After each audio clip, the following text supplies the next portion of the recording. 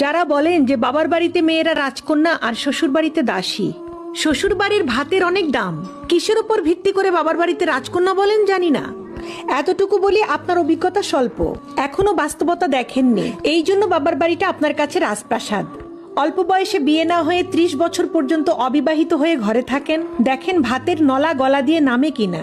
প্রতিবেশীর অল্প বয়সী মেয়েটা যখন বাচ্চা কোলে নিয়ে আপনার সামনে দিয়ে হাঁটে তখন কেমন অনুভূতি হয়? আপনার জন্মদাত্রী কিভাবে আপনাকে কলিজা ছেঁড়া আঘাত করা খোঁটা দেয় বয়স বেশি হয়ে যাওয়ায়? কোনোদিন প্রতিবেশীর সেই খোঁটা শুনেছেন? ডিভোর্সি মেয়ের অবস্থা দেখবেন, জামাই বাড়িতে অশান্তি হোক সবাই বলবে চলে আসো, আমরা আছি। 2 দিন বাপের হোটেলে খেয়ে দেখেন, গলা টেনেও সেই ভাত নিতে পারবেন না।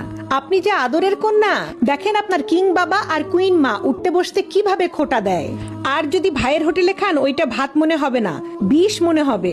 আর আপনি যদি কালো হন আর কি বলবো, জন্মের পর থেকেই দেখবেন আপনার কোনো গুণ আর এই সমাজ দেখবে না। তাই আপনি যতই বলেন না কেন বাবার রাজকন্যা আপনি, আসলে কি তা এখনো জানেন না। সবকিছুরই একটা নির্দিষ্ট সময় পর্যন্ত মূল্য থাকে, হোক সেটা মানুষ কিংবা পণ্য। মেয়েদের যদি স্বামীর বাড়িতে সুখ না হয় তাহলে বাপের বাড়িতেও সুখ নাই।